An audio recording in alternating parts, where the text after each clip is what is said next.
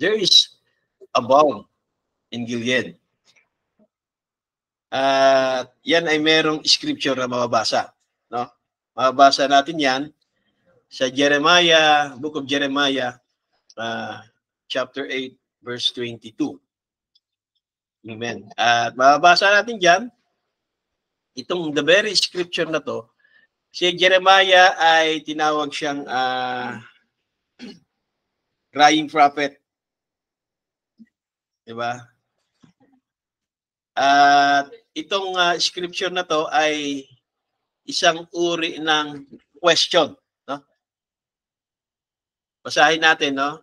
Is there no balm in Gilead? Is there no physician there? Why then is not the health of the daughter of my people recovered? Now, itong scripture na to, actually ito ay question. At ang tawag sa question na to ay rhetorical question. Ang rhetorical question ay it is a question in order to have a statement.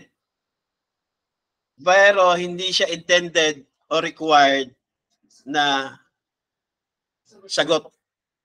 Ibig sabihin, hindi mo siya sasagutin. Kasi ito ay statement. Hindi naan lang sa patanong. No? Yan ay rhetorical question.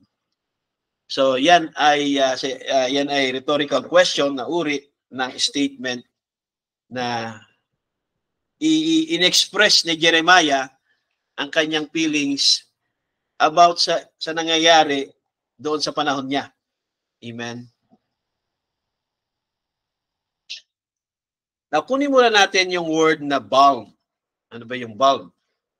A balm ay a fragrant ointment or preparation used to heal or soothe the skin. Diba? Mayroong mga lip balm, skin balm, cream, ointment, liniment. Diba yan yung balm.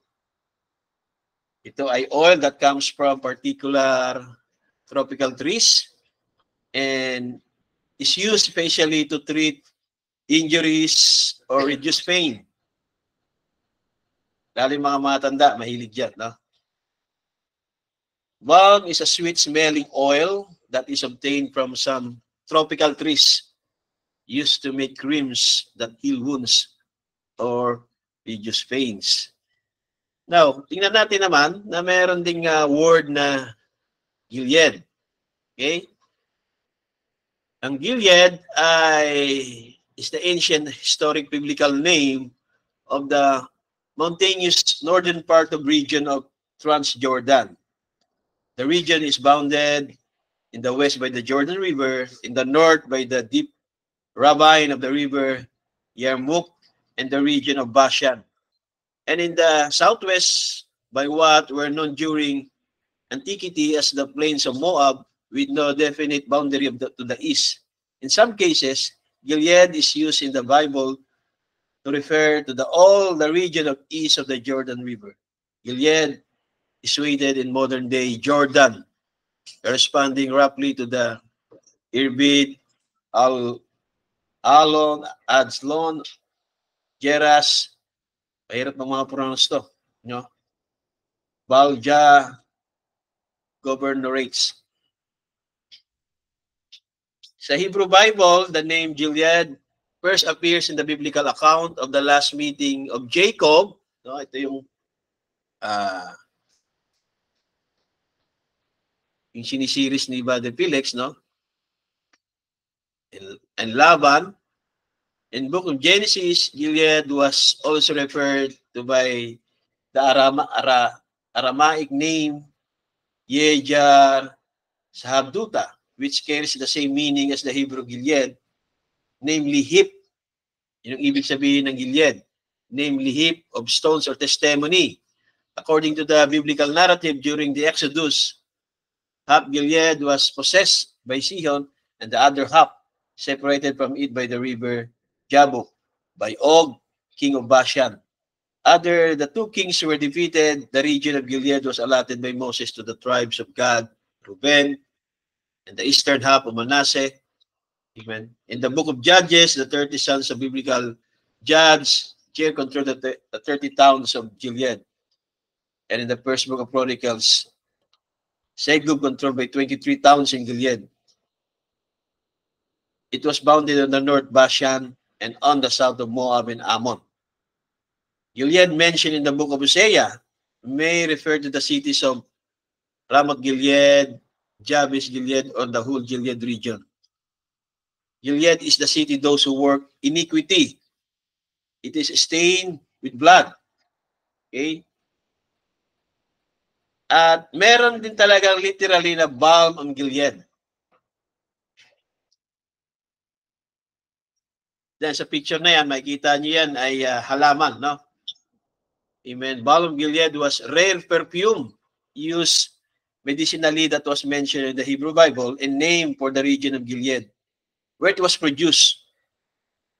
The expression stems from William Tyndale's language in the King James Version of 1611 has become to signify a universal cure in figurative speech. Pero literally, meron talaga yan. Amen na balm Gilead. Okay? Yan.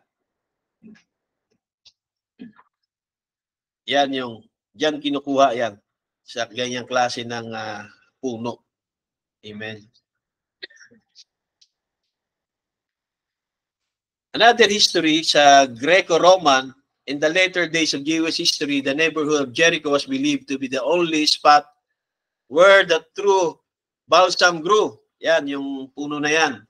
And even there is a culture was compared to two gardens. The one ay in 20 acres in extent and the other much smaller. According naman kay Josephus, isang Bible historian, na si Queen of Sheba ay nagdala daw ng ugat, the root of balsam, na ibinigay naman daw kay King Solomon. Amen. Another history ay yung sa Judea. Tacitus says that in all its production, it equals Italy besides possessing the farm of the balsam and the far frame tree excited the cupidity of successive invaders. By Pompey, it was exhibited in the streets of Rome as one of the spoils of the newly conquered province in 65 BCE. And one of the wonderful trees graced the triumph of Vespasian in 79 CE. During the invasion of Titus, who battle took place the balsam groups of Jericho. The last being to prevent the Jews in their despairing frenzy from destroying the trees. Then they become public property and were placed under the protection of the imperial guard. But history does not record how long two plantations survived. So mayroong plantation ng trees na yan. Sa Rabbinic literature naman ay ginagamit sa different from those used in the Hebrew Bible. In the Talmud, balsam appears as an ointment which was highly praised product of Jericho Plain. Sa Christian rite naman ay the Christian rite of confirmation is conferred through the anointing with chrism, which is traditionally a blend of olive oil, di ba? Inahalo nila ngayon sa olive oil yung puno na yan.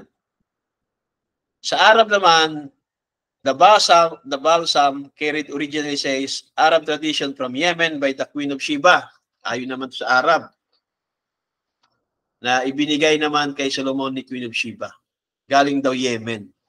So maraming nagkiklaim na mga iba-ibang mga tao, di ba? Yung mga Arabic. Amen.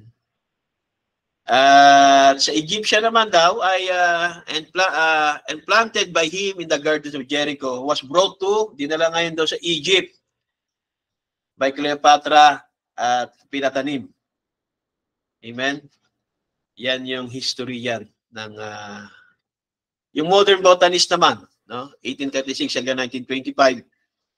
Ang hirap basahin ng pangalan. Basta German botanist claim to have reconstructed the ancient process of balsam production.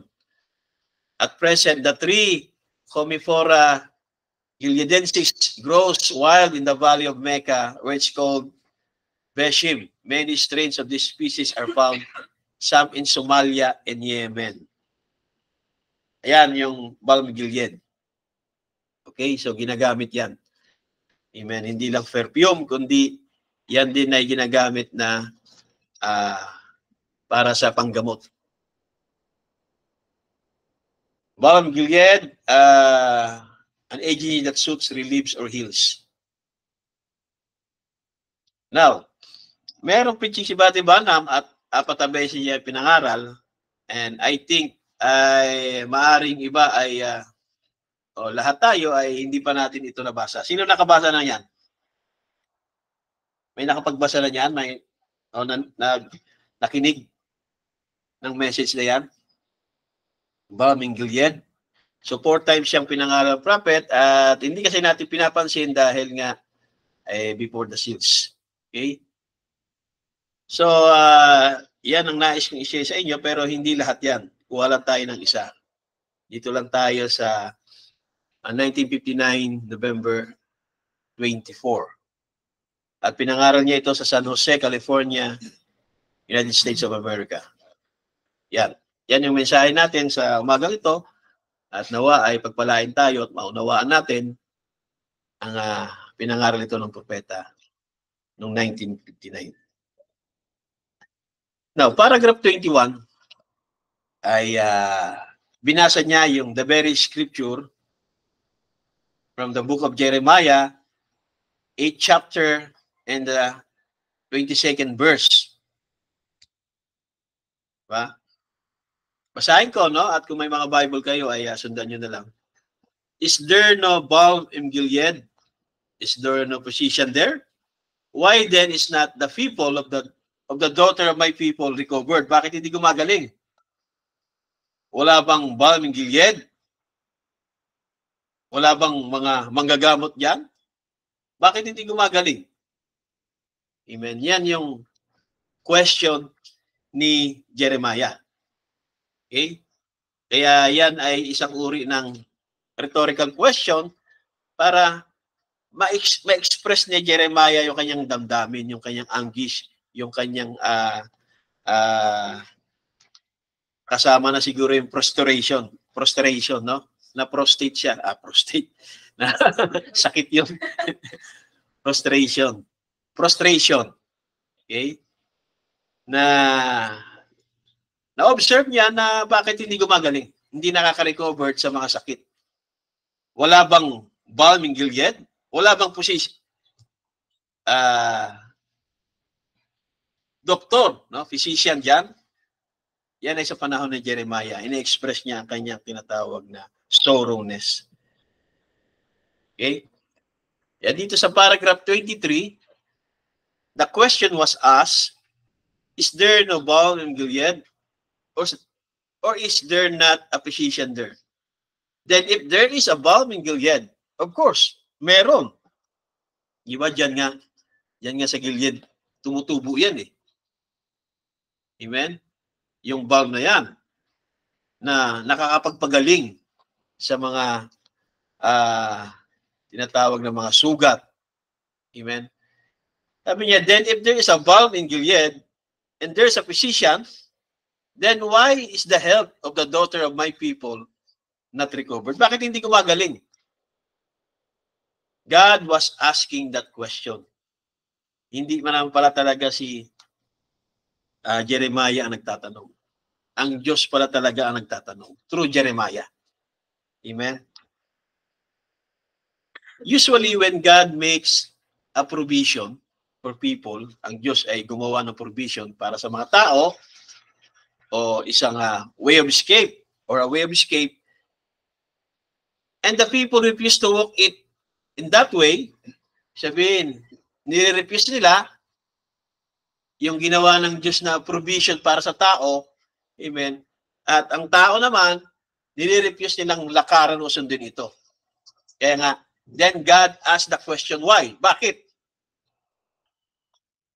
Naglaan ang Diyos, di ba, ng way para sa physical healing. At yan nga yung balm of Gilead, di ba?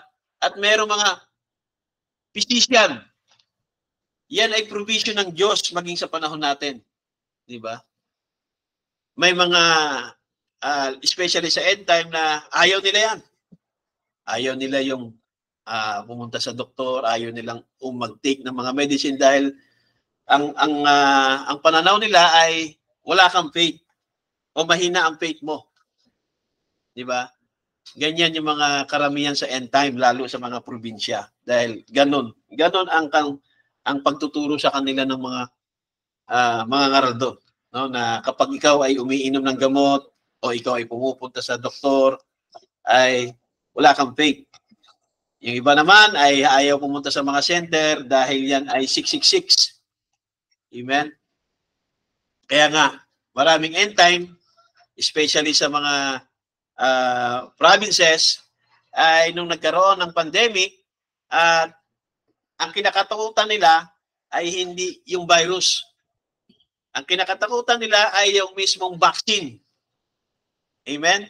Kaya ayaw talaga nila, ang ginawa nila, para hindi sila ma-force, ay pumunta sila ng mga bundok at doon sila nararahan. I don't know kung hanggang ngayon nandun pa rin sa mga kabundukan. Merong iba ay hindi na pinili ng manirahan doon sa kabundukan dahil takot sila na kung babalik sila sa syudad ay baka mahawa sila doon sa mga vaccinated na mga believer. So isineseparate nila yung sarili nila. May mga ganyang klaseng mga people dito sa end time churches. Amen. Pero dito, when God makes a provision for the people or a way of an escape, and the people refuse to walk in that way, then God asked the question, why? Because all that he could do was provided, and the people just ignore it and walk away from it. And then he asks, why is it thus? Meron namang balm of Gilead. Meron mga physician sa lugar na yon. Bakit hindi gumagaling? Dahil nire-refuse nila yung God provision. Amen. If he done his part, ginawa niya na yung bahagi niya, then the rest is left to us.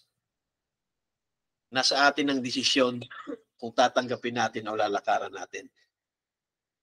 Katulad daw sa scripture, amen, o sa pangyayari sa isang hari na ang pangalan ay si King Hezekiah. Si Hezekiah ay anak ni Ahab, which was the foul king of Israel, si King Ahab. And when he died, after he had married a heathen woman for his queen, si Jezebel, which had brought idolatry in Israel. Yun ang nangyari sa Israel. Nagkaroon sila ng idolatry dahil yung naging asawa o yung kinuhang asawa ng kanyang ama na si King Ahab ay isang tinatawag na heathen na walang iba si Jezebel. Kaya nagkaroon ng idolatry itong Israel. Nagkaroon ng trouble. Amen? Kaya nung mamatay yung kanyang ama na si Haring Ahab, ang pumalit ng kanyang anak na si Hezekiah. Siya ay naghari. He stayed in Samaria while Jehoshaphat was over Judah. And he did not reform any, but took the same kind of position that his daddy and mother did before him to worship Beelzebub, the god of God. Bawa, hindi nag-reform si Haring Hezekiah, kundi sinundan niya lang kung ano yung sitwasyon na iniwan ng kanyang ama, amen, at kanyang ina, na sila ay sumasamba, di ba, kay Beelzebub, the god of Ekron. Then one day, habang naglalakad sa Samaria, si Hezekiah, siya ay natalisod dun sa latis, no?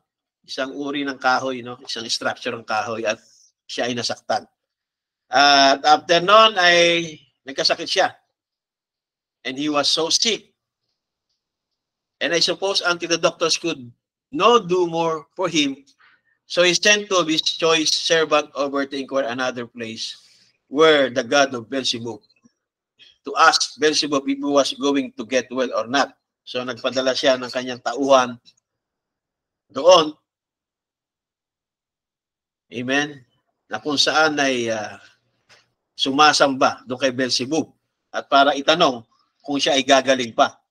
So ang pinuntahan niya, mga kapatid, ay si Beelzebub para i-inquire ni Haring Hezekiah kung siya ay gagaling pa. Na natalisod lang siya, nahulog lang siya.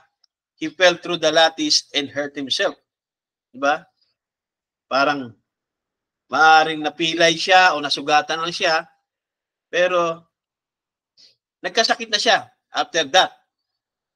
Kaya nga, nag-utos siya ng mga tauhan para mag-inquire doon kay sa Diyos ng Beelzebub. Amen? The God Beelzebub, to ask Beelzebub, para tanungin daw si Beelzebub if he was going to get well or hindi na. So while they were on their way over, nung papunta na sila, the angel of the Lord came unto one who was living for God.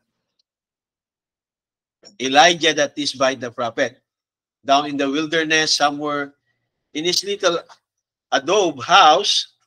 The angel of the Lord came into the room and said, go up there and stand in the way. You know, you just can't hide your sins from God. He knows all about you. Said, go stand in the way. And Elijah came up and stood in waiting for them to come by. Hintay niya yung inutusan ng hari. And when they come, he said, sabi niya, go tell the king. Sabihin niyo sa hari na nagpadala sa inyo. Sinabi ng Panginoon, thus saith the Lord, is not coming down off of the bed. Hindi na siya gagaling. Ibig sabihin. Di ba?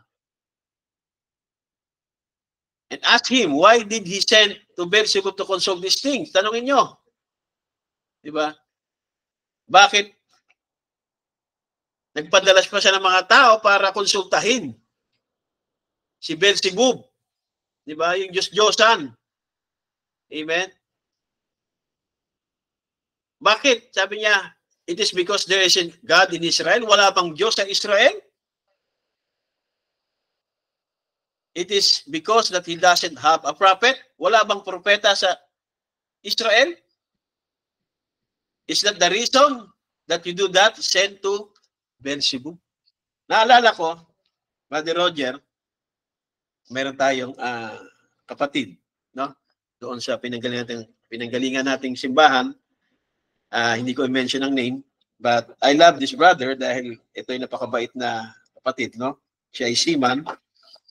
At nung siya ay nag-retire na sa pagkisiman, siya ay nanatili na lang sa bahay at doon din kami nakatira, no? Sa likod ng bahay nila, umuupa kami. Kaya mas naging malalim yung pagkakaibigan namin at pagkakilala ko sa kanya. Dumating ang time nagkasakit siya. At ang iniinda niya sa tiyan. At of course, ang unang ginawa niya, pinag-pray ng pastor, pero wala pa rin kagalingan, no? Hindi pa rin siya nakaramdam ng ease na kanyang pain sa tiyan. At nagpa-check up siya at hindi pa rin masabi, no? Yung findings ay hindi malinaw kung ano yung talagang dahilan, bakit talaga nakakaranas siya ng ganong sakit sa kanyang tiyan. Amen? Nagpa-doktor siya, uminom siya ng mga gamot, and then plus prayer ng pastor. Pray ng church, prayer request. So ganun pa rin. Wala pa rin recovery doon sa kanya nararamdaman na pain sa tiyan. At hanggang dumating ang time, nangangayayat na siya, natutrouble na siya, at makikita mo na stressful na siya dahil sa kanyang sakit na yon. Amen. At one time, nalaman ko na lang na pumunta sila doon sa manggagamot. I think doon yata yan sa Laguna. Amen. Na kung saan, nagkonsulta sila doon, pinatingnan ko ano yung sakit, doon sa espiritista, albularyo ba yun, o ermitanyo ba yun. Ang ginawa daw ay merong isang papel doon, nagsulat, tapos yung papel na yon ay pinakain sa kanya at uminom siya ng tubig. Nagulat ako dahil message believer, meron tayong mensahe, diba? Merong healing sa Panginoon, pero bakit diba, pumunta ka pa doon at sumangguni ka pa doon at nag-take ka pa doon? Diba? Bakit pumunta ka pa kay Beelzebub? Message believer ka. Why? Bakit siya pumunta doon? Dahil hindi siya makarecovered sa pamamagitan ng doktor, sa pamamagitan ng pag-inom ng mga medicine, sa pamamagitan ng prayer. Walang healing eh. Kaya sumubok na siya ng manggagamot doon sa malayong lugar. Hindi ko alam kung alam ko sa Laguna yon. Talagang nagsadya sila, bumiyahe sila, at yun ang kinuwento niya sa akin. Meron daw isang maliit na papel, tapos nagsulat doon, yung albularyo, then tinupi-tupi din, pinainom sa kanya. O kinain niya yung papel. At after that, lalong naging worse yung kanyang sakit. At patuloy pa rin yung prayer, hanggang siya ay namatay na. Amen. Ito yung the same na ginawa din ng hari na ito. Diba? Dahil nga, sinundan niya lang yung way ng kanyang ama na si Josaphat, amen, at ang kanyang ina na si Jezebel, amen, hindi siya nag-reform. Kaya ang kinukonsulta niya, imbis na yung Diyos ng Israel, ang kinonsulta niya sa karamdaman niya, si Beelzebub. Amen. Kaya inutusan ng Panginoon si Elijah. At sabi niya, Elijah, sabihin mo sa kanila. At sabi ni Elijah, doon sa mga inutusan ni Haring Hezekiah para konsultahin sana si Beelzebub, sabi ni Elijah, go tell the king, sabihin niyo sa hari na nagpadala sa inyo. Sinabi ng Panginoon, hindi na siya gagaling. Hindi na siya makakaalis sa higaan na yan. Amen. At bakit inutusan kayo para konsultahin pa si Beelzebub? Wala bang Diyos sa Israel? Wala bang propeta sa Israel? The same din sa atin. Wala ba tayong Diyos? Wala ba tayong mensahe? Wala bang propeta? Amen.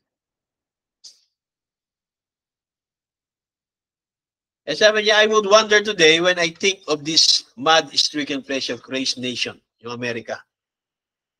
Why do we turn to the drinking and gambling and smoking and carry on the way we do the fine pleasure? Di ba?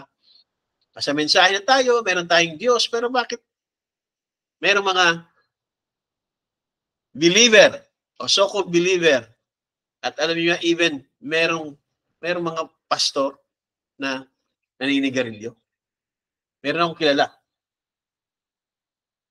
Alam ko na itong taong ito naninigarilyo. Alam niyo naman kapag ang tao naninigarilyo eh. Di ba? Makikita niyo sa bibig at yung amoy ng bibig. Kahit pang mag-chiclet-chiclet ka o maglagay ka ng pabango, mag-spray ka pa ng pabango sa mukha mo, kumakapit yung amoy na yan. Hindi maitatago ng perfume yan kapag ang isang tao ay nag-i-smoke. Amen. Kaya alam ko, itong pastor na ito, nag-i-smoke ito. Kaya, why do we turn drinking and gambling and smoking, carrying on the way we do to find pleasure? Kasi nga, pleasure yung gambling, yung smoking, and carrying on. Because there is no pleasure in the house of God. Wala kasing pleasure dito sa house ng Panginoon eh. Sa simbahan, walang pleasure. Boring. Di ba? Kaya nga, ang ginagawa natin para hindi tayo naboboring habang umaatin tayo sa gawain, hawak natin yung mga cellphone natin, nagtitext tayo. Diba? Daldalan yung pastor, busy naman ka sa text. Is it that because there's no joy in serving the Lord? Diba? We have to hush the precious desire in our heart with things of the world. I wonder what will happen. Niisip ko, ano kaya ang mangyayari kapag sa araw ng judgment? When God require us at the day of judgment and ask us, at tanongin tayo sa araw ng paghatol, why did we go to such things as that for pleasure? When Christians' pleasure is in the Lord. Walang worldly pleasure, mga kapatid, sa church. Pero merong Christian pleasure is in the Lord. He has got joy unspeakable and full of glory for His believers. Why does the world along after things like that? To try to satisfy their longing with the things of the world. When the joys of the Lord is for the people of God. Old passion prayer meetings, the Spirit upon the church. I was a sinner, and I did everything that I was big enough to do in the world. Lots of things I tried. I wasn't big enough to do, but I want to say this, that all of it put together never give the satisfaction like one moment in the presence of the Lord God. It's all bogus and fantastic. It only speaks. Those momentarily pleasure of sin only speaks that there is a real consoling and comfort and pleasure, lasting pleasure in the Lord. Why would the church of the living God have to resort to such thing as that to find pleasure? Our pleasure is serving to the Lord. And he said, sabihin mo sa hari nyo, go tell him that he's not coming up of the bed, that he's going to die right there. Mamamatay na siya sa higaan niya.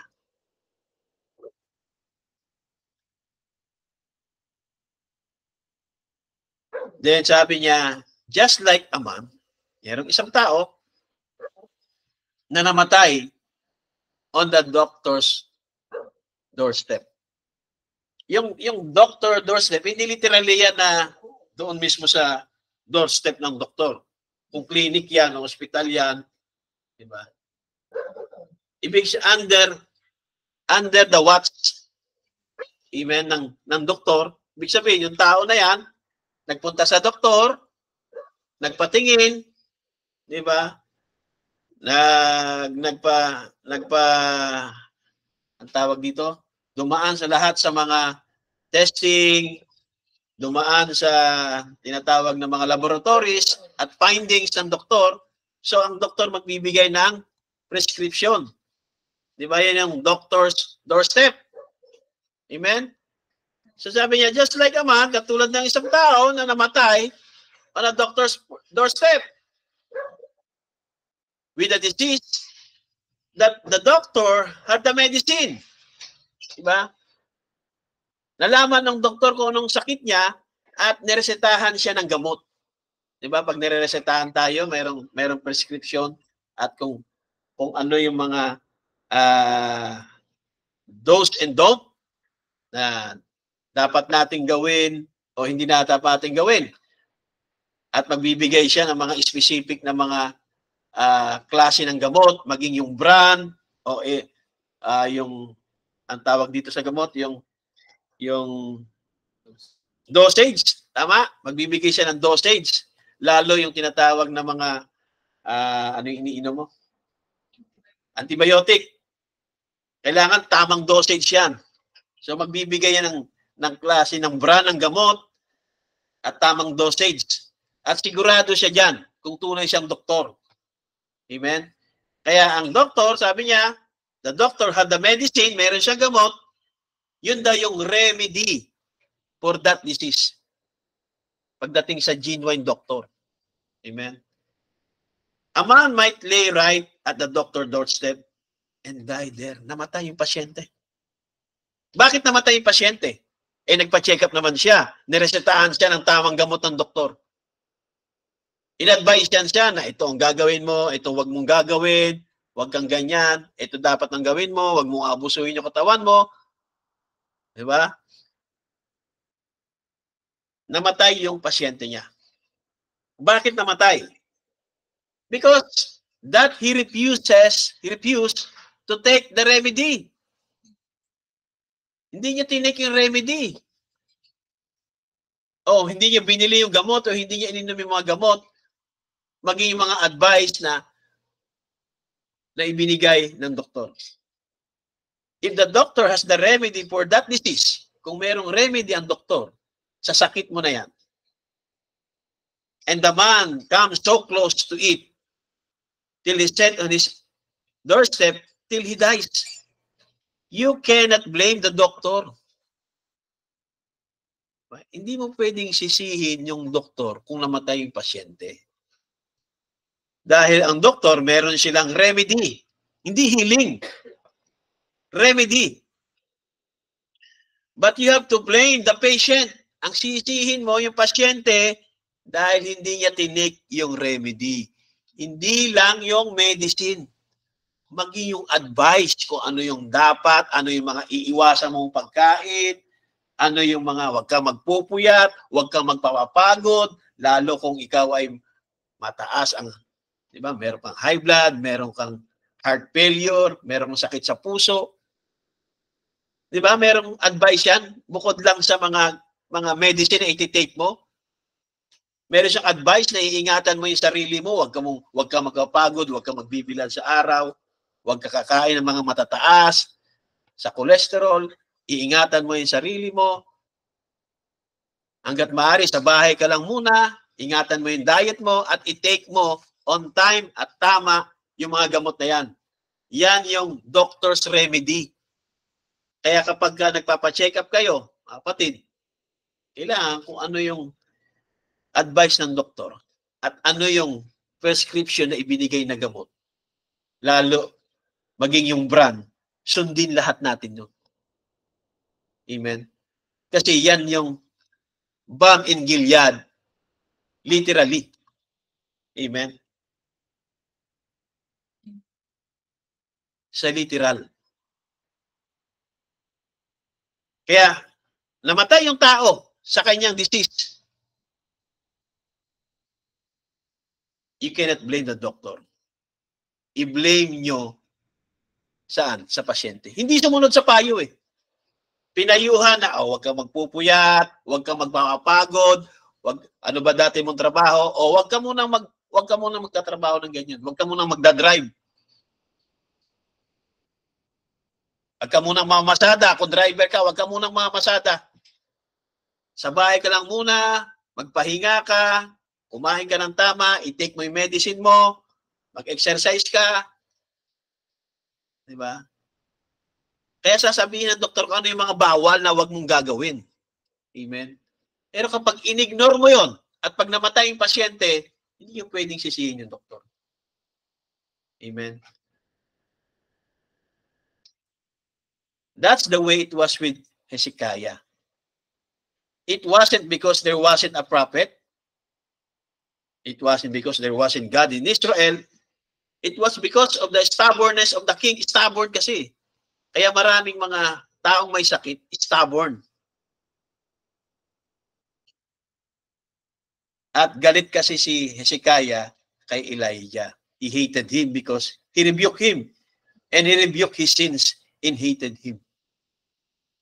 It was his own selfish condition. The reason that he had to send a medium. Diba yung spiritista? Para malaman niya whether na siya ay mabubuhay pa o hindi. Dahil it's because he hated the way of the Lord.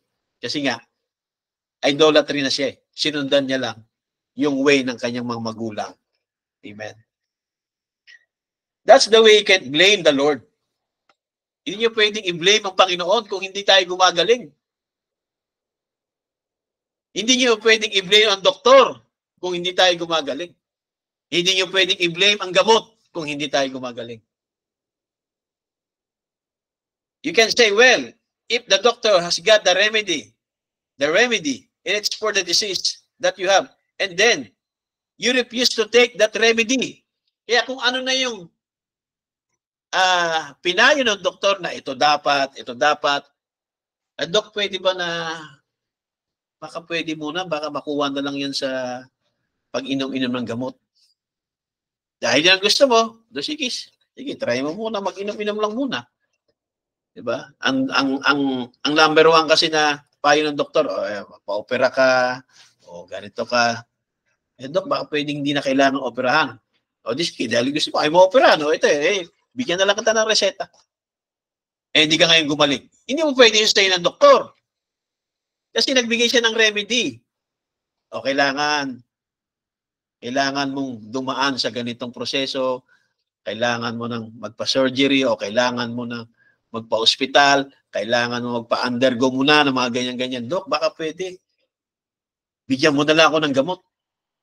Sa bahay na lang ako. Dahil lang gusto mo, sige, yan. Inumin mo na lang. Hindi yung pwedeng i-blame ang doktor dyan. Kasi meron siyang remedy. Kinontra lang natin. Amen? It's just like it is with the Lord. Meron din naman siyang remedy.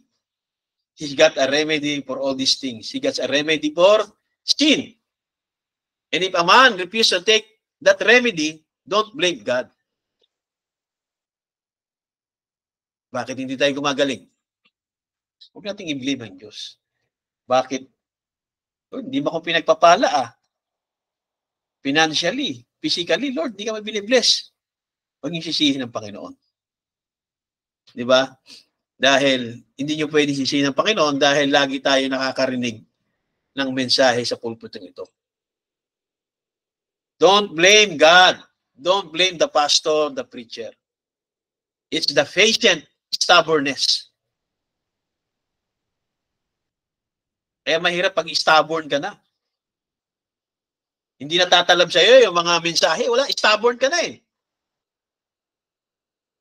Kahit ano yung paulit na pinapangara sa pulpito, unahin ng Panginoon, di ba? Pag stubborn ka na, wala na. Kahit anong advice. Nag-advise ang doktor na ganito, wag kang gaganyan, wag mong papagurin yung sarili mo. Pero pag stubborn ka na, i-ignore mo na yung doctor's advice. Kaya, kapag may mga karamdaman tayo na hindi tayo gumagaling, baka stubborn tayo. God has got joy unspeakable for the believers. He's got power unlimited for the believer. Ang Diyos, meron siyang healing. Meron siyang salvation. He's got glory. He's got goodness. He's got mercy. Yun nga lang ang tao, mga kapatid, ang pasyente, stubborn.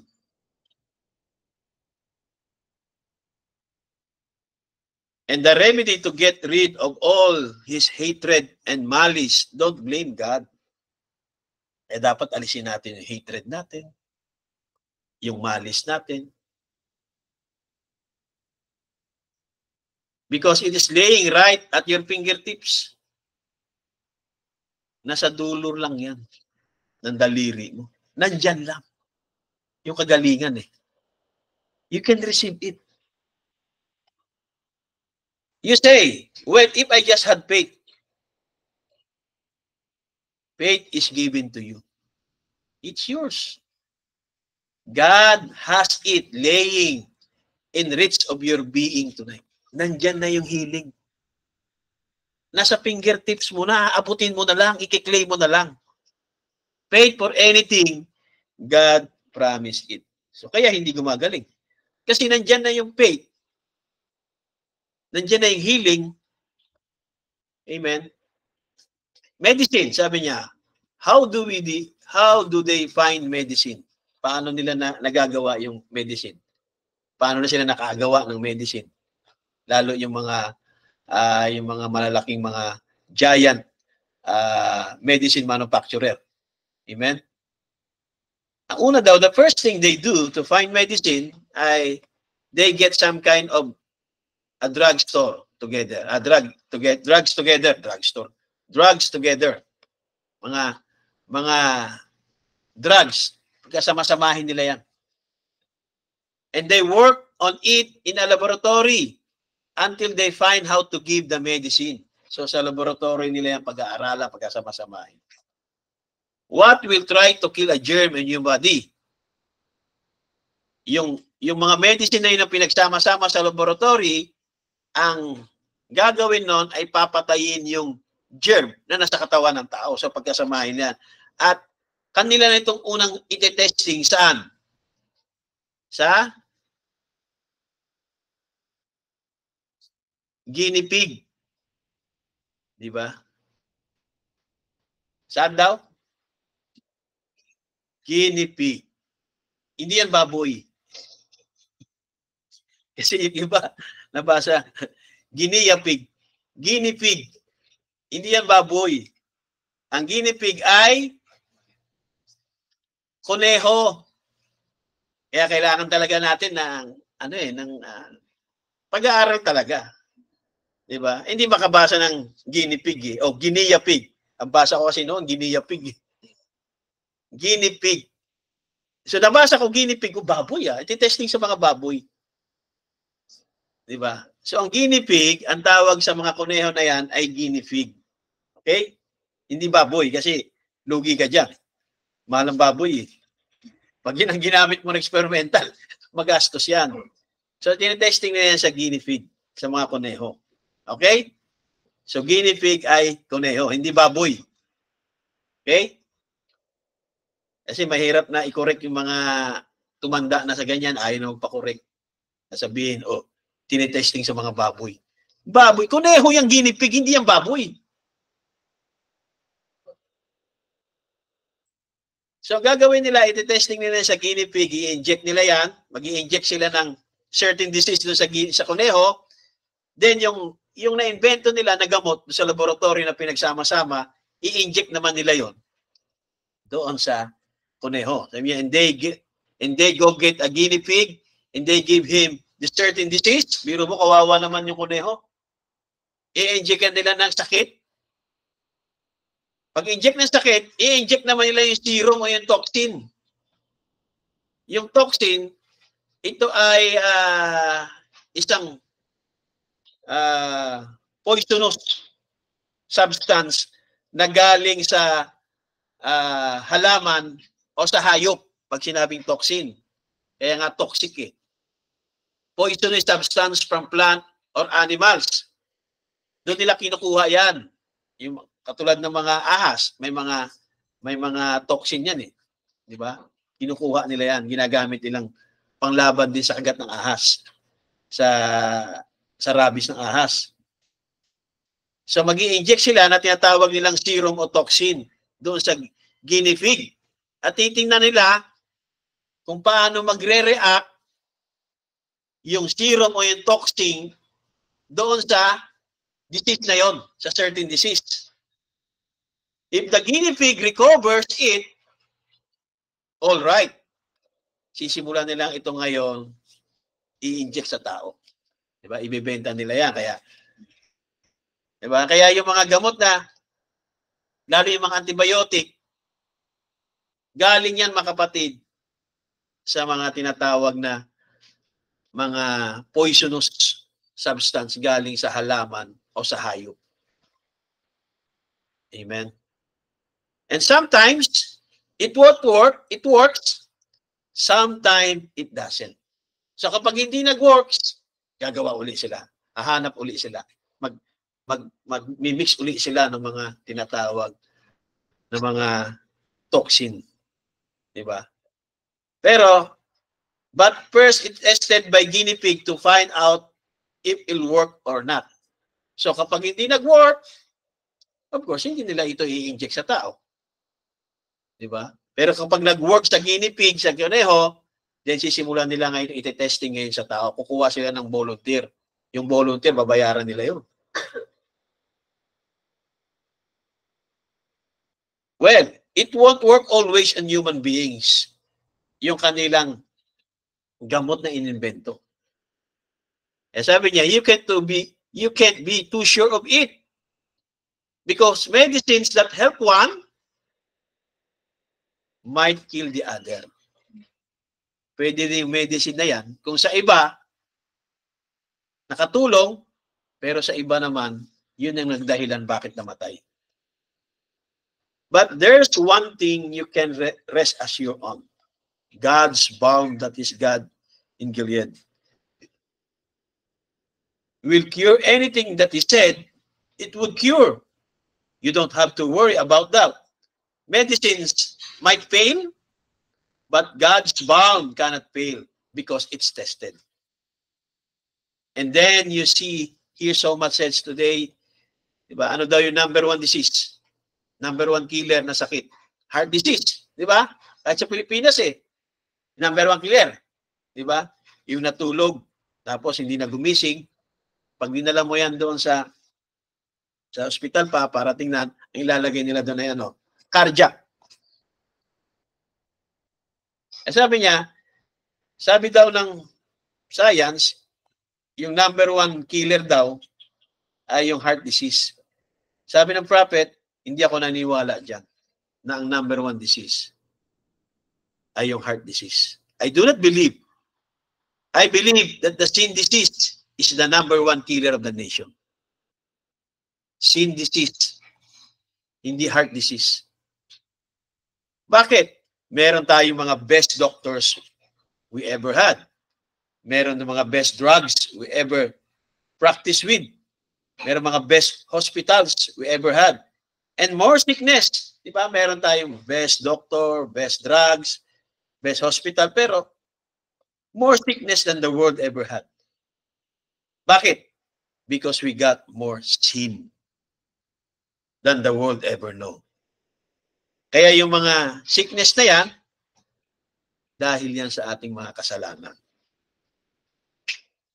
Sin is unbelief. The reason the people are in condition today, because of that sin. And all kinds of diseases springing up that they don't know nothing about. Hindi nila alam bakit sila nagkasakit ng ganyan. Di ba? Ang medical science, bibigyan nila ng pangalan. Scientific name o medical name, yung sakit na yan. Pero hindi alam ng tao bakit sila nagkasakit. Sin is unbelief. Sin is unbelief. Any man that disbelieves is a sinner. He might be, maaari na, sing like an archangel in the church. He might be even a deacon in the church. Di ba? Pero, unbeliever pala. Merong ganun. Deacon sa isang church. Mahigpit sa church. Pero meron palang ibang babae na booking ngayon ng asawa. Nabasa yung text. May kalaguyo pala sa trabaho. Diba? Driver shoot lover kasi. Nabasa ngayon yung text. Matagal na pala siyang niloloko ng asawa niyang deacon. Kaya yung mga anak, masama ang loob sa kanilang ama. Paano nila babatiin yung Happy Father's Day? Mababati kaya sila ng mga anak nila? Happy Father's Day. Binabati lang ang Happy Father's Day, mga kapatid. Yung isang ulirang ama. Di ba?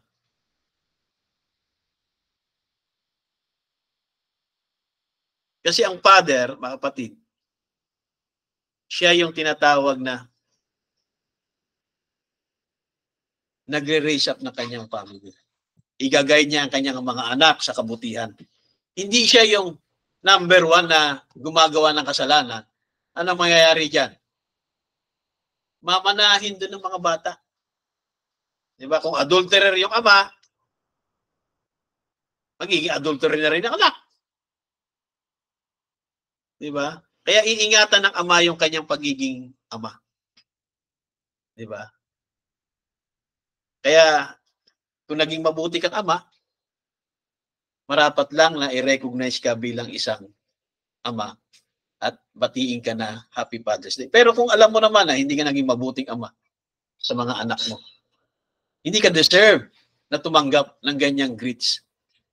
Happy Father's Day, hindi. Yung mga pabayang ama, hindi sila deserve dyan. Naging ama dahil nagkaanak. Pero hindi yun ang ibig sabihin ng ama dahil nagkaanak ka. May kalakip na responsibilidad yan hanggang pagtanda mo. Kaya nga meron akong napanood na isang video na grandfather na siya, pinapangaralan niya yung kanyang mga anak, ang kanyang mga apo, pagdating sa pagbibigay sa Panginoon. Diba? Naparod niyo yun? O hindi niyo pinanood yung sinend ko? Pinapangaralan niya, paano kayo pagpapalain ng Panginoon kung sa mga maliit ng bagay ay hindi niyo kayang ibalik ng Panginoon? How much para sa malaking bagay? Diba? Yun ang pangaral ng lolo na yun eh. Kaya ako, binabati ko yun ng Happy Father's Day. Tama yung kanyang pangangaral. Kahit hanggang sa mga apo niya, pinapangaralan niya na unahin niyo ang Panginoon. Ibalik niyo sa Panginoon. Kahit sa maliit na bagay, na blessing na tinanggap niyo, ibalik niyo sa Panginoon.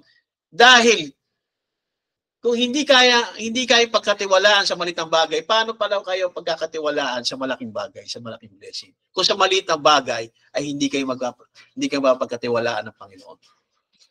Paano kayo i-bless sa malaking bagay? Diba? Kaya ako saludo ako noon sa grandpa na yun. Diba? Na naging uliran at matuwid siyang lolo. Kaya Happy Father's Day doon sa mga ganong klaseng ama. Amen. Na hindi sila nakikitaan ng kanilang mga anak na para gayahin sila sa kanilang mali. Oy, anak! Diba? Kaya mahirap yung sasawayin natin yung mga anak natin, pero tayo din, ginagawa din natin. O anak, unahin mo yung Panginoon. Ay, doon yung Papa, minsan hindi mo inuuna yung Panginoon eh.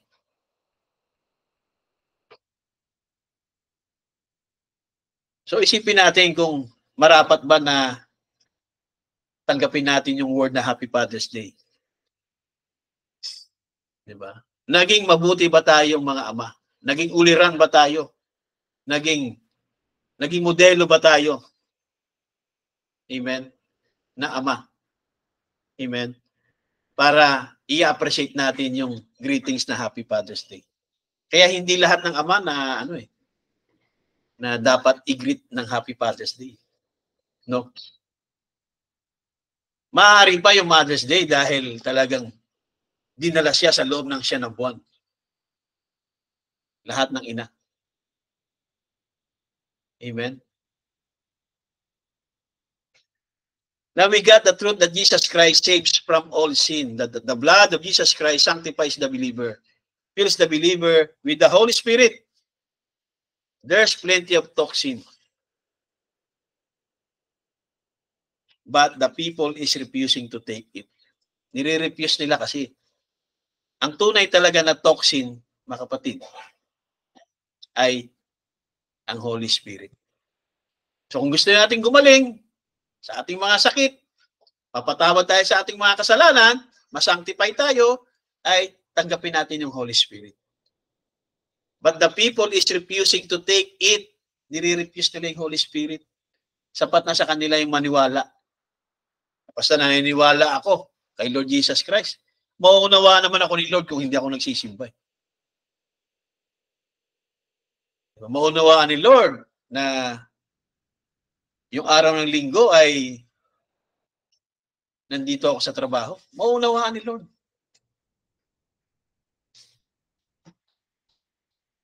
I met a little woman here not long ago. Merong na-meet si Buddy Banham na isang babae na may sakit sa restaurant. And the poor little thing. Anong ibig sabihin ng poor little thing? Nakakaawa. Hindi yung mahirap na maliit na bagay. Kasi pag tinagalog mo yan poor little thing. Ano sa Tagalog? Sa Tagaloging. Mahirap na maliit na bagay. Hindi. The poor little thing, ibig sabihin, nakakaawa. Kaya tayo, ay kailangan din natin talagang mag-aral talaga ng mga English grammar. Huwag natin kukunin agad-agad sa Tagalog. Itatranslate sa Tagalog. Poor little thing, mahirap na maliit na bagay. Ang ibig sabihin ng poor little thing, nakakaawa. Kaya sabi niya, nakakaawa na babae. Dahil meron siyang meron siyang sakit, TB. So naawa si Buddy Banham, kaya sinabi in the poor little thing. Look like she had, sabi niya, TB. And because the advertisement told her that she would be thin if she smoked. Do you realize that? That on you does that? Do you realize that you're killing yourself by doing it? She said, sabi na ba, I just can't help it. I have to do it. No, she doesn't. The reason she does it, because she refused the toxin. There is a balm for that. Merong gamot. Diba? Merong gamot sa TB. Diba? Libre nga yan sa health center eh. Basta matyaga ka lang, sinusunod mo lang yung advice ng doktor. Amen. At yung tamang pag-take ng medicine, gumagaling sila. Kasi meron ng na-inventong gamot sa TB. Kaya hindi na deadly yung TB ngayon. Amen. Magiging deadly yan kapag pinabayaan mo at inabuso mo yung katawan mo. Diba? Sasabihin ng doktor, oh, brada, huwag kang magpupuyat, huwag kang magpakapagod, kumain ka ng tama. Amen. I said, I don't care what they are. You don't have to look at them. If God gives you the Holy Ghost, you look for something better, than something higher, something greater than that. It's because they refuse to take the toxin. Ano yun? Hindi yung gamot yung nire-refuse nila. Ang nire-refuse nila ay yung Holy Spirit. People refuse the new birth. They don't like the thoughts of being born again. And some of modern teachers teach the new birth is to walk up and take fellowship with the church. Di ba? Yung mga nagtuturo, pag nagsisimba ka, umaattend ka, nakikipagkamay ka, every Sunday, umaattend ka, may simbahan ka na inaatinan, nakikipagkamay ka, umaawit ka, new birth na yun. I mean, that's wrong. The new birth is a birth. Just what it says, it is. It's being born again. Now, we take grain of corn. Kumuha daw tayo ng butil, ng mais. At ilagay mo yan doon sa ground, sa lupa. Ihagis mo sa lupa. It may be a pretty grain of corn, kahit napakaganda pang klase ng binhi ng mais, makintab. But as long it remains in that condition, sabi niya, that's all ever be, pretty grain of a corn. Sometimes, we join church. Di ba yan ang ginagawa eh? We join church. Naghahanap tayo ng magandang simbahan.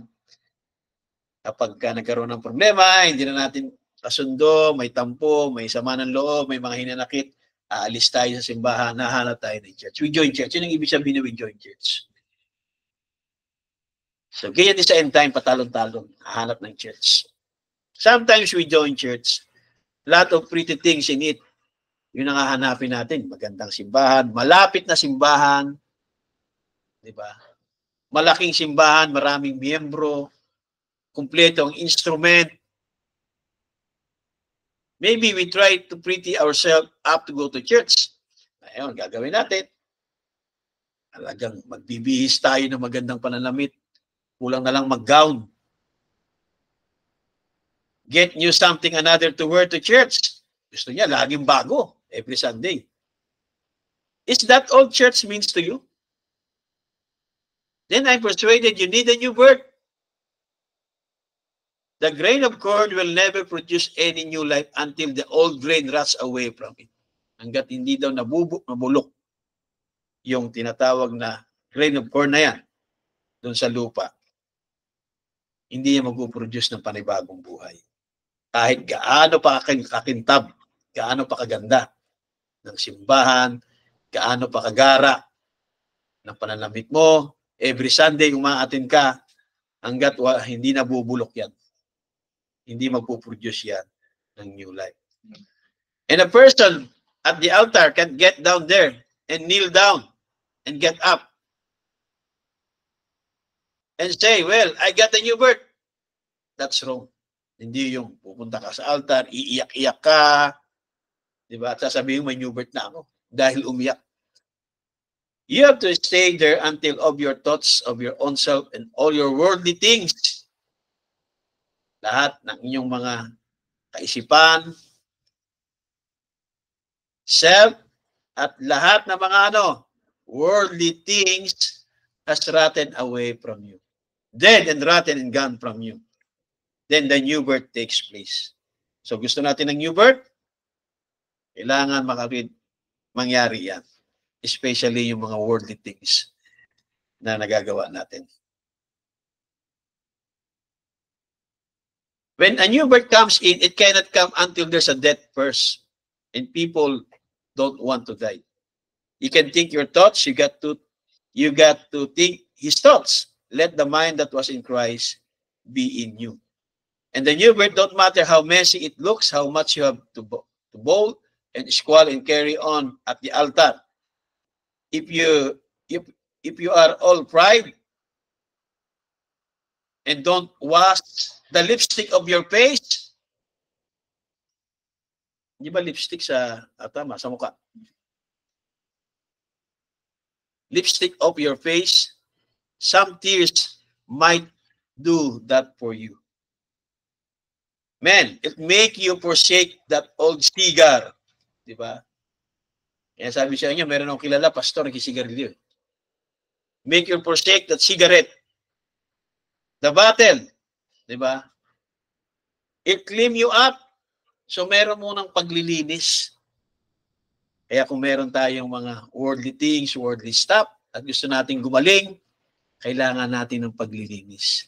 Meaning, kung meron tayong mga iniquity na nagagawa, yung hindi pagsunod, mga kapatid, kaya tayo may mga sakit.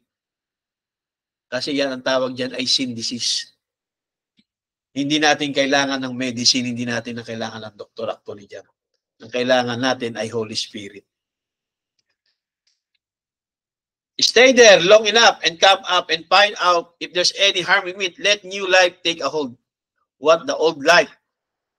Di ba kailangan yung lumang buhay mo, yung lumang pagkatao mo, kailangan yan yung mabulok. Them cigarettes and tobaccos and whiskey. Di ba? And stuff of the world will rot out of you. Yung mga whiskey. Kaya, hindi ako umiinom ng whiskey. Di ba? Meron yung red wine. Amen? Pero iba yung whiskey kasi sa red wine. At yung red wine kasi, yan ay, kahit sa Bible, yan ay ginagamit for medicine sa tiyan. Sa time nila Pablo, kapag ka napupunta sa mga lugar na yan, siyempre, yung tubig noon, di ba? Hindi nila malaman kung malinis yung tubig na pupuntahan sa lugar. So, ang ginagawa dyan ng iba, umiinom ng whiskey para yung sakit sa tiyan nila ay mawala. So, ginagamit, whiskey, red wine, I mean.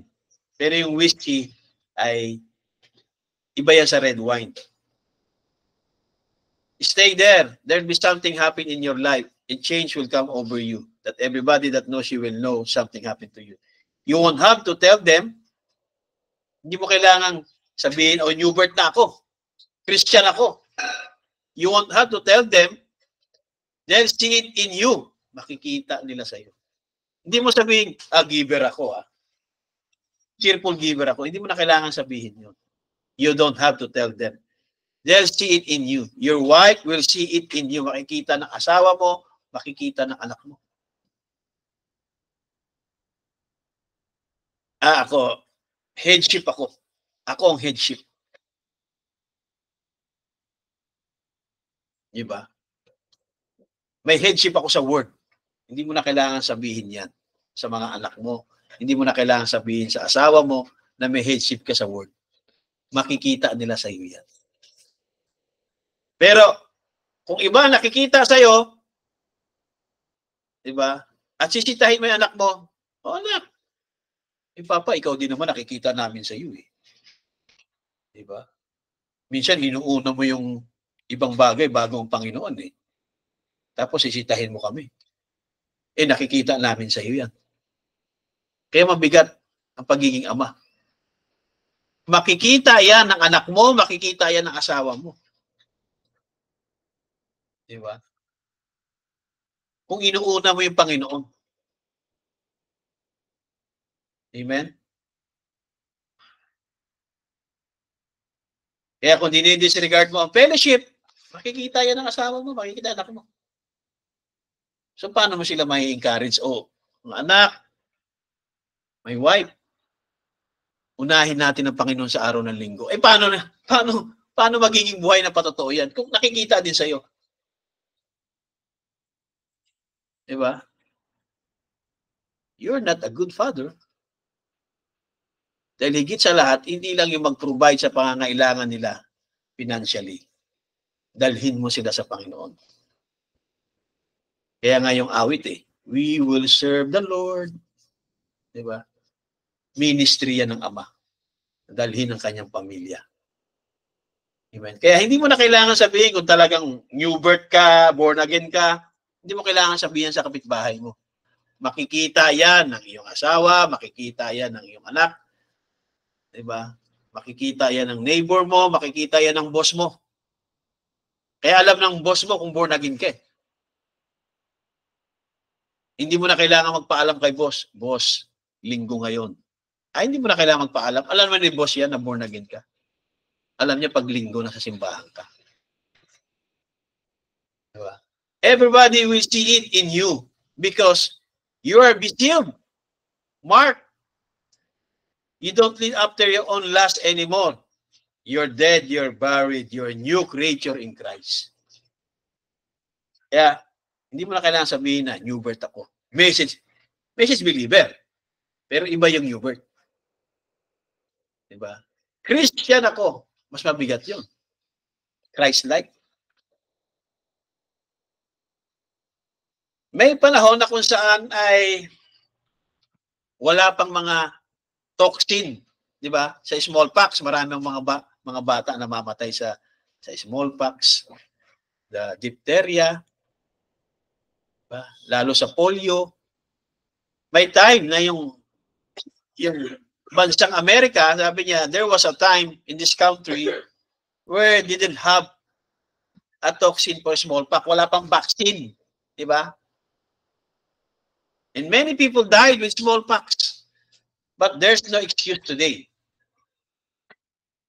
There's a plenty of smallpox toxin. Nabulok na nga di ba? Yung COVID vaccine na binili ng Duterte administration. Binili ng bilyong-bilyon sa China. Nabulok na. Face mask, face shield binili sa China. Nabulok na.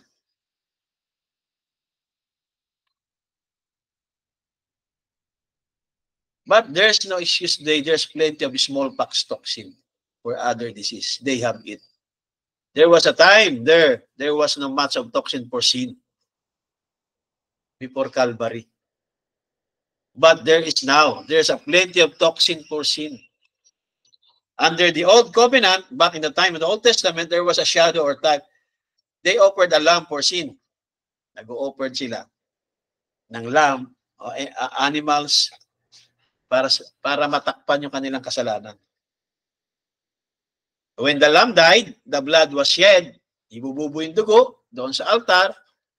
Yung dugo na yon, the spirit that was in the lamb could not come back to the believer. Yung espiritu nung animal na yon ay hindi ito makakabalik sa mga mananampalataya. Kaya ang mga sinner sa Old Testament, yun ang ginagawa nila. He went forth and put his hand upon the lamb, at yung priest cut the throat of the lamb, and as the little fellow was dying, kicking and bleeding, red blood just batting its little white wool, the sinner held his hands on the lamb until it stepped out and was dead. Hawakan niya yun hanggang mamatay yung lamb. Realizing that the lamb died in his place. Yun ang pinapakita nung bakit na yung makasalanan, pupunta siya sa altar, nandun yung priest, at yung priest, hawakan yung throat, gigilitan, yung sinner, mga kapatid, hawakan niya yung lamb hanggang sa mamatay. Kasi ang pinapakita nun ay the lamb died in his place. Imbis na siya dapat yung mamatay sa kasalanan niya, yung lamb na lang. Yan ang practices sa Old Testament. But yet, the spirit, pero ang espiritu ng little lamb na yon, hindi makakabalik sa believer. Therefore, there was a remembrance of sin continually. Ganoon na nangyari sa Old Testament. Then next year, pupunta na naman sila sa altar, mag-aalay na naman ng lamb, papatayin na naman yung lamb. Diba? Kung pwede lang magreklamo yung mga lamb eh. But when a man goes up, put his hands by faith upon the head of Jesus Christ and feels the pain of sin that He died for him at Calvary. Siyempre, hindi natin mararamdaman yun. Na-realize ba natin yung pain ni Jesus Christ? Yung passion of Christ? Hindi natin na-realize yan. Napanood lang natin, alam natin, pero hindi natin na-realize yan. Dahil hindi naman natin nasubukan eh. Diba? At one time, meron kami ditong, anong tawag yan, yung upuan na mahaba. Ang bigat. Sa kusina na eh. Dito sa labas yan. Binuhat ko mag-isa. Sobrang bigat. Halos hindi ko pinasan ko. Halos hindi ko maigalaw. Sobrang bigat. Sabi ko ganito siguro yung kahoy, yung krus na pasan-pasan ni Jesus Christ. Biro niyo yun? Pinasan niya yun? Ilang haba? Gaano ka layo yun?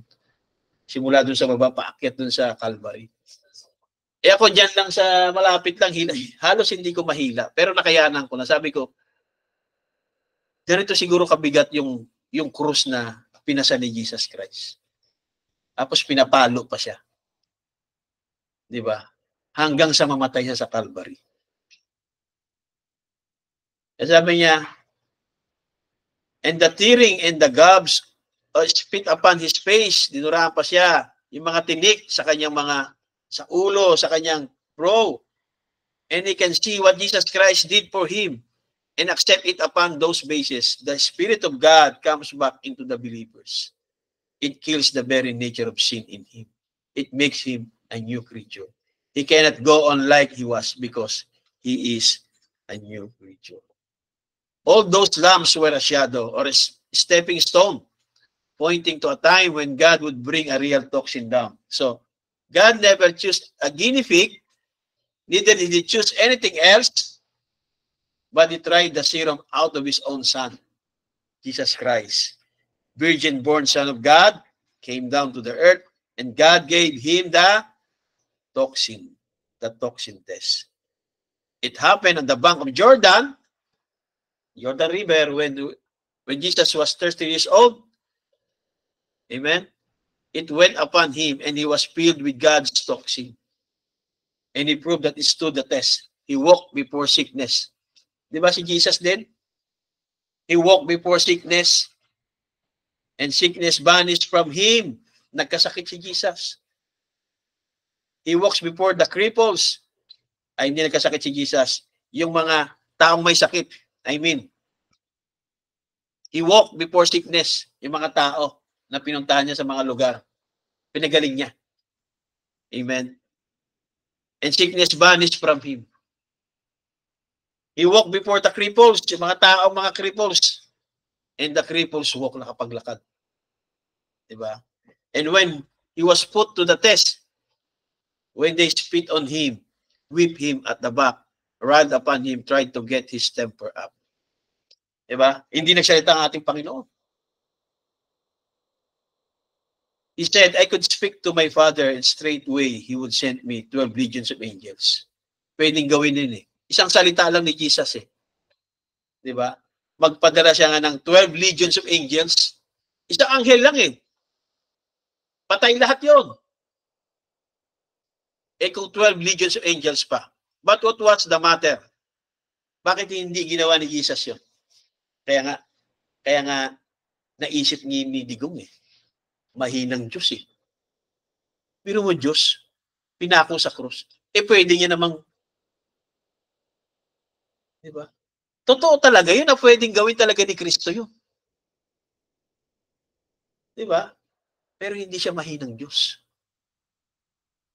Kaya yun ay kalapastanganan ng mga salita. It doesn't matter kahit Muslim pa siya. Unbelief does not hinder God. Diba? Dahil may mga tao, mga kapatid, na nirespeto nila yung ginawa ng Diyos, ni Kristo, kahit sila Muslim. Hindi nila nilalapastangan na ganong salita. Pero itong taong ito, diba? At sasabihin nila, joke. Kahit joke pa yan. Unbelief does not hinder God. Mahinang Diyos.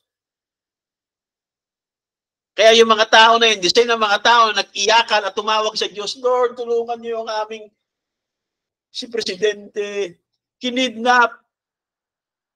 The same people na nagtawanan, the same people na nag-iyakan at tumawag sa Panginoong Hesus. Kaya nag-prayer rally. Kaya sabi nung isa, para saan yung prayer rally? Nung tinawag na mahinang Diyos, nagtawanan kayo eh. Yung iba na mga Christian,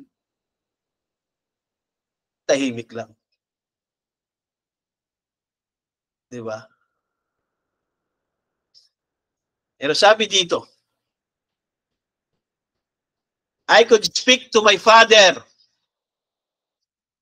At agad-agad, magpapadala siya ng 12 legions of angels. Ganun ang Diyos. Ganun si Jesus Christ. Instantly, magsalita na ng one word si Jesus Christ, magpapadala ng legion, 12 legions of angels. Kaya hindi siya mahinang Diyos. Pero hindi niya ginawa yun. Kasi pinanghawakan niya yung toxin. Kailangan, hindi niya pwedeng bitawan yung toxin.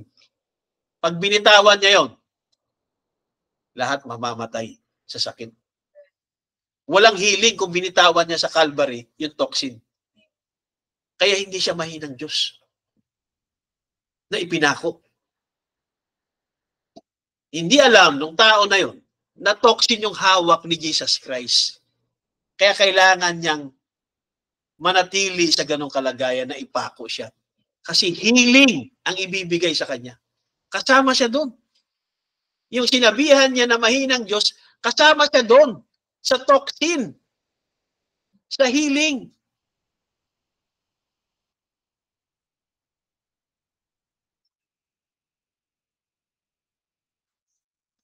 But what was the matter? Why didn't he do it? Bakit niya ginawa yun? The toxin was holding. Kaya ginawa niya yon dahil ano? He was holding the toxin. Toxin.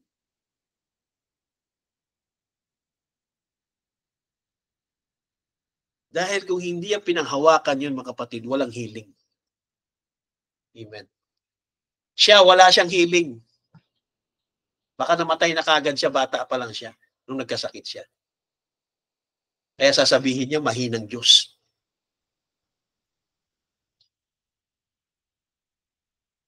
He was put to the test. There he went to Calvary. Mockery. Spit all over his face. Wala man siya doon. Pero sa panahon na ito, minakiri niya ang Diyos. Di ba? Mahinang Diyos. Minakiri niya ang Diyos. Nagpapako. Kailangan pa ba nating ma-realize yan ngayon? Hindi natin na-realize yan nung sinabi niya yan? Minakiri niya, mahinang Diyos. Katulad niya ng mga tao na nagmakiri kay Jesus, anak ng Diyos. Bakit hindi mo kalagan yung sarili, bumaba ka dyan sa krus na yan? Hindi ginawa ng Diyos yan. Dahil isang salita lang, diba, sa kanyang ama. Straightway, He would send me 12 legion of angels. Ganong kapapangyarihan ng Diyos na yan. Hindi mahinang Diyos.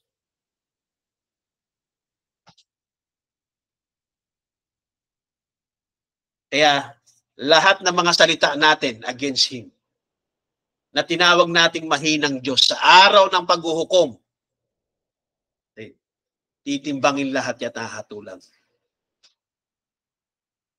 Kahit marami ka pang nagawa, kahit 10 years passport pa yan, 10 years na, yung license, kahit siya pa ang nagpaano niyan, titimbangin pa rin yung mga salita mo against him, against you. Mahinang Diyos nagpapako. Magiging mas mabigat ba yon yung 10 years?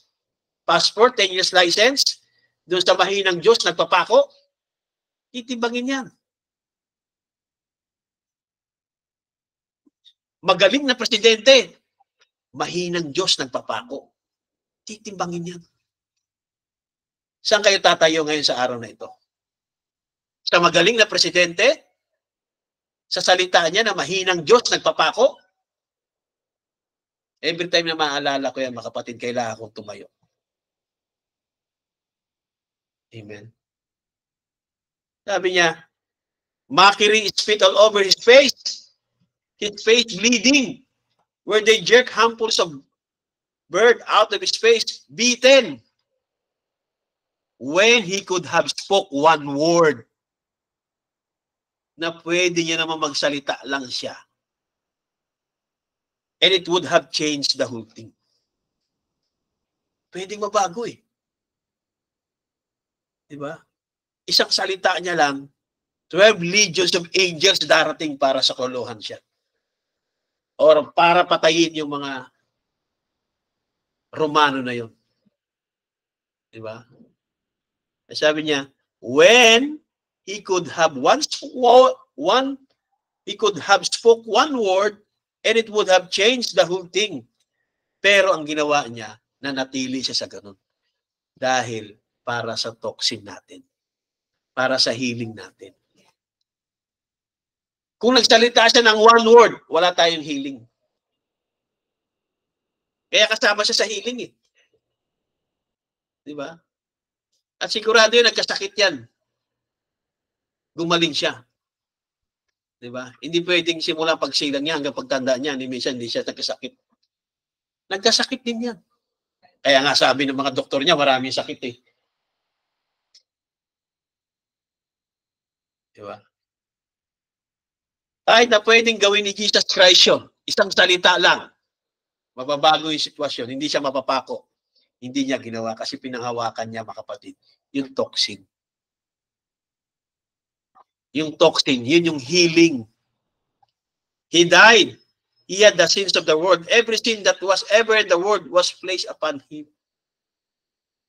Ganon ka dakila ang Diyos. Hindi siya mahina. Kasi kung mahina siya, kung mahina si Jesus Christ, Lord, ayaw ko na. Ama, magpadala ka na ng 12 legions of angels. Ayaw ko na. Hindi ko na kaya to. Biro nyo, nabuhat niya yun. Diba? Nakayanan niya yon kung mahina siya.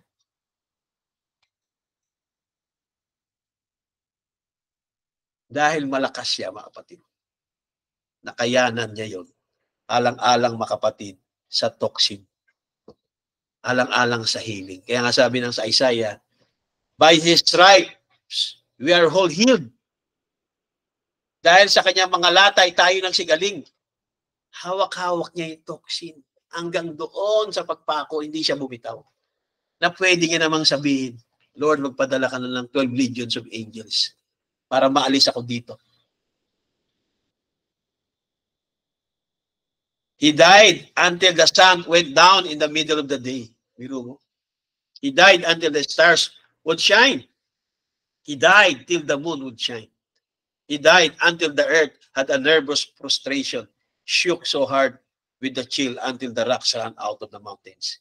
He died a death that nothing could die. Namatay siya parang walang mamatay. Kasi nga, hawak-hawak niya yung toxic health. At naalala niyo ba yung kwento ng isang aso doon sa somewhere na anong lugar yon? Yung aso, siya yung may dala ng tinatawag na toxin, yung vaccine. Ayun, si Togo. Diba? Si Togo. Talagang grabe yung yelo, yung dagat naging yelo. Diba? Talagang travel niya, nakayanan niya, mga kapatid. Para madala niya lang yung toxin. Kaya naging hilo yun eh, sa lugar na yun, si Togo. How much more ang Panginoon? Toxin ng buong mundo, ng buong sangkatauhan ang dala-dala niya ng time na yan. Kaya hindi niya mabitawan. Hindi niya binitawan yung krus. Natumba man siya, tumayo pa rin siya, binuhat niya pa rin yung krus. Diba? At habang buhat na buhat niya yung krus, hinahampas siya, tumayo pa rin siya at buhat na buhat. Hindi niya binitawan yung Calvary. Dahil ang Calvary ang toxin natin. Spiritually and physically. Kaya hindi siya mahinang Diyos. Amen. And when he died, his soul went to hell. Because he had the sins of the world upon it, and he was in hell in 3 days. But on the early Easter morning, the toxin began to go to work. He rose on the 3rd day and appeared here on earth again and said, because I live, dahil ako'y nabuhay muli, mabubuhay din kayo. You live also. The toxin work with temptation. Diba? The toxin work in every trial. The toxin work in death. Kahit patay na. Namatay sa sakit eh. The toxin work in death. The toxin work in burial. The toxin work in resurrection. Yan si Jesus Christ. Yung ginawa niya sa Calvary. Kaya sabi niya, then he told his disciples, sinabi niya sa kanya mga disipulo, nung mag-resurrect siya, I want you to be inoculated. Ano ibig sabihin ng inoculated? Mabaksinan. Ibig sabihin nun, vaccine. Mabaksinan ka, inoculated. Vaccinated. Diba? Gusto ko ma-vaccinated kayo nito. Yung toxin na pinanghawakan niya hanggang Calvary, hanggang kamatayan. Sabi niya, I'm sending you forth with a kit to go to all the world, inoculate everyone that will believe. There is a balm in Gilead. And 120 climbed into upper room. Amen, 120 disciples doon sa upper room. Sinarado yung pintuan, diba?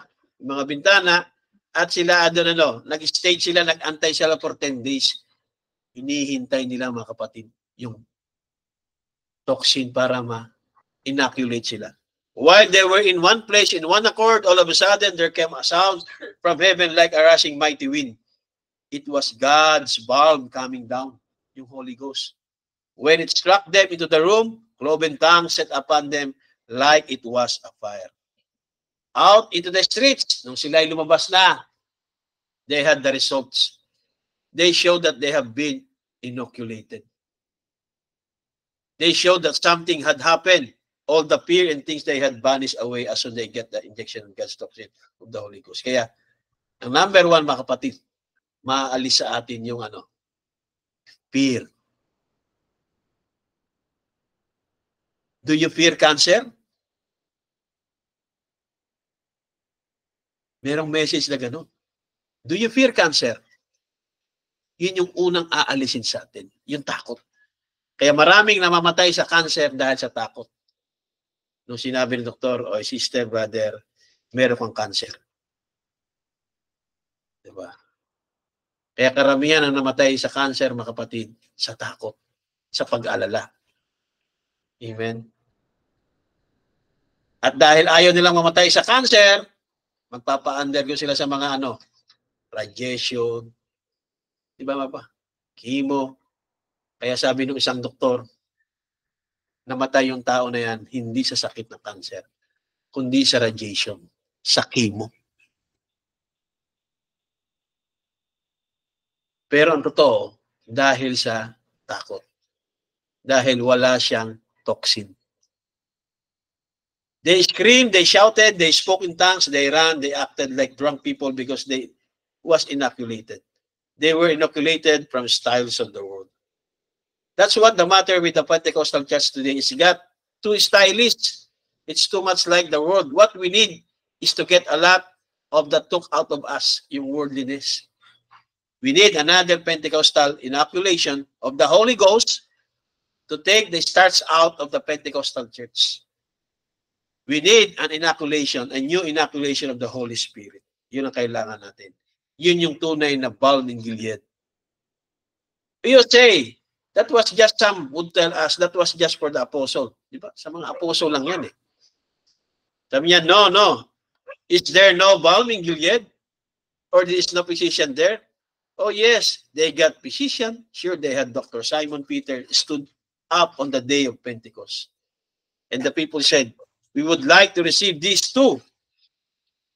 Sabi ni Peter, the Dr. Peter, repent every one of you. Be baptized in the name of Jesus Christ for the remission of sins, and you shall receive the gift of the Holy Ghost. What? Ano yung gift of the Holy Ghost? After mo mabaptize, mapatawad sa isang kasalanan, merong promise. You shall receive the gifts of the Holy Ghost. What? For the promise is to, kanino? How long is this prescription going to last? Hanggang kanino yan? Sa'yo, yung gifts of the Holy Ghost, unto you, and to your children, to them that's far off. Diba? Kaya kailangan talaga, patid, ang bawat ama ng tahanan, born again. Amen. Dahil merong pangako, unto you and to your children. To them that's far off, even as many of the Lord shall call, shall be inoculated. So kailangan din, mga kapatid, ma-inoculated din ang buong pamilya. Kaya sabi niya, is there no balm in Gilead? Is there no Holy Spirit today? Wala pang Holy Spirit? Yun ang magiging tanong sa'yo. Hindi ako gumagaling eh. Wala bang Holy Spirit? Galing na ako sa doktor eh. Uminom na ako ng gamot. Is there no Holy Spirit? Ano sinabi ni Jesus? Go ye into all the world and inoculate them. In other words, go into the world, preach the gospel. He that believeth is baptized shall be saved, and after they inoculated, they'll show that they are inoculated. You know, there's some after effect of it. Diba? Kapag uminom ka ng gamot, may mga after effect yan eh. Hindi pwede na walang after effect. Dok, pwede ba yung gamot na walang after effect? Pag yung gamot na walang after effect, walang kwentang gamot yan. Sabi niya, you know, there's some after effect of it. There's an after effects. You know, if you get inoculated for something like diphtheria, di ba, vaccine para sa diphtheria, merong after effect yan. Or something. And there isn't some reaction. Why? Your inoculations, di ba? Kaya kung walang reaction, yung binaksin sa'yo, mga kapatid, walang nangyaring inoculation. Kaya yung iba, nagpabaksin. Kasi takot sila sa COVID eh. Nagpabaksin eh. Nung binaksin, nilagnat. Di ba? Pastor, nilagnat ako. Parang hindi ko na kaya, sumakit yung katawan ko, Brad. Kasama yan sa tinatawag na inoculation. May faith ka. Amen? Natakot eh. Sabi ko, ba't ka matakot? Natural lang yan na merong tinatawag na after effect kasi vaccine yan eh. So kapag wala daw after effect, walang nangyaring inoculation. Diba? Ibig sabihin, hindi effective yung gamot. Kaya sabi niya, you know, if you get inoculated for something like diphtheria or something and there isn't come reaction, pag walang reaction, your inoculation didn't take. If you get up to the altar naman, sabihin mo, bless the Lord, I believe I received it. Your inoculation hasn't taken yet. If you go to back out and start smoking and drinking, doing the things you do, your inoculation did take it. If you can sit in meetings like you see now, like you see in this week, when the Holy Spirit moving, performing, and you can hold your peace and go out and say, there's nothing to it. Your inoculation that it take it. Brothers and sisters, there's a plenty of it here. The house is full of it. The room is full of it. My heart is full of it. Other hearts are full of it. There is a balm in Gilead. No need for daughters of God's church to be laying sick with it, with sin.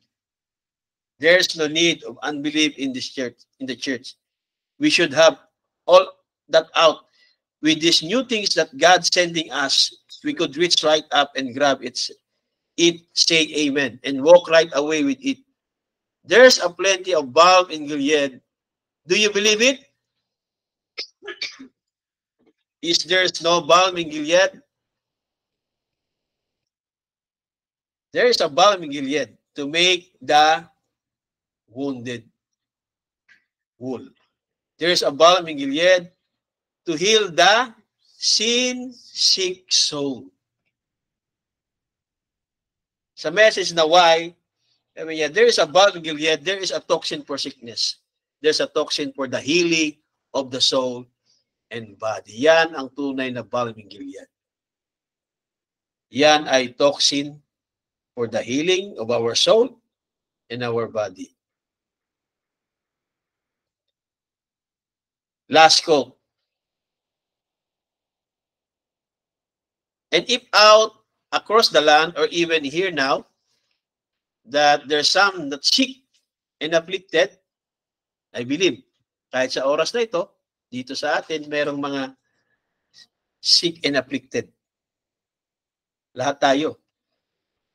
And has to be gone for tonight. Won't be here. Di ba? Wala makakapagsabi dito na sigurado ako, bukas buhay ako. Lalo kung may sakit ka. And has to be gone for tonight, won't be here or be out here in the churches or praise for David. I pray you heal them.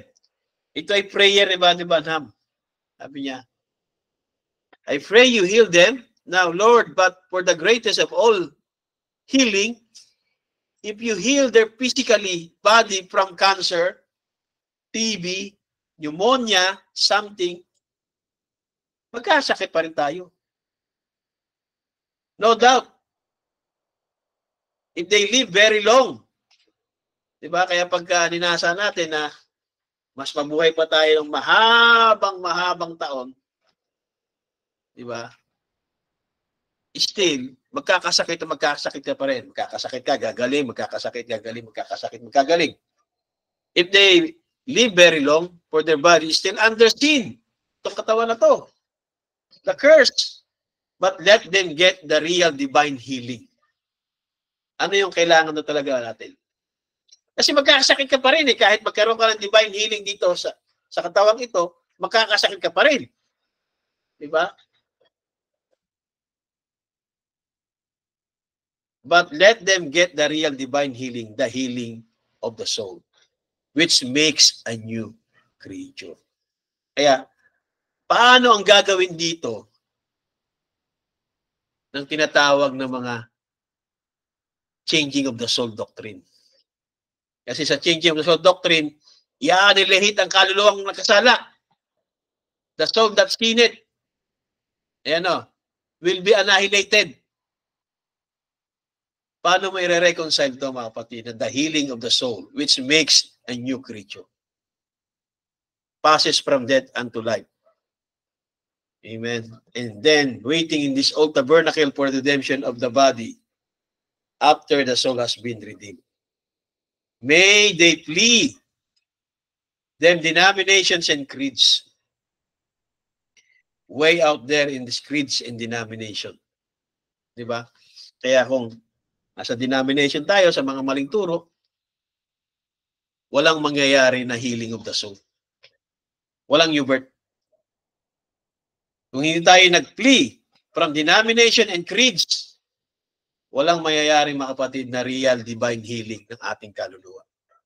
Kasi ang turo doon sa pinanggalingan natin, Brother Roger, yung kaluluwa natin ay papalitan ng bagong kaluluwa. Yung lumang kaluluwa natin, taken out, annihilate, papalitan daw galing sa 7th dimension, bababa yung bagong kaluluwa. Yan mga kapatid ay credo. Kaya kailangan natin tumakas sa mga denominations and creeds. Amen. God bless you all. Balm in Gilead. Amen. Anong oras na? Ayun, eksakto. Mag-alas 12 na. Let's pray. Dakilang Ama, nagkapasalamat kami, Lord, sa mensahe ng Balm in Gilead at nakita namin ang real na Balm in Gilead. Gilead ay walang iba kundi ang Holy Spirit na siyang magpapagaling hindi lang sa aming mga karamdaman, kundi maging sa aming mga kasalanan, maging sa aming kaluluwa, Lord. Magbibigay sa amin ng new birth. Maraming salamat, Lord, sa mensaheng ito na kung saan ay nagbigay sa amin ng higit na kaunawaan na mabalanse namin ang mga remedy na pinagkaloob mo, maunawaan namin na inalaw mo ang mga medicine, inalaw mo ang mga hospital, inalaw mo ang mga physician, mga doctors, dahil yan ay hinanda mo bilang mga remedy. At kailangan na namin, Lord, na sundin. At higit lahat, Lord, ay iyong salita. Salamat, Lord, sa mensaheng ito na pinagkaloob mo sa amin, naunawaan namin. Higit sa lahat, magkaroon kami ng pananampalataya. Amen. At maalis sa amin ang takot. Panghawakan namin ang aming kagalingan na pinagkaloob mo sa Calvary, yung toxin na hinawakan mo, na hindi mo binatawan hanggang kamatayan ng iyong flesh, upang makatanggap kami ng healing, Lord. Kaya salamat, Lord, sa kagalingan na pinagkaloob mo sa amin. Ano man ang mga sakit na patuloy namin nararamdaman, pero nananampalataya kami, Lord, kami pinagaling mo na doon sa Calvary, Panginoon. Maraming salamat, dakilang Ama, at naunawaan namin ang divine healing. In the name of Lord Jesus Christ, we pray. Amen, amen. God bless you all. At tayo tapos na. At naunawaan natin itong Balm in Gilead. Amen.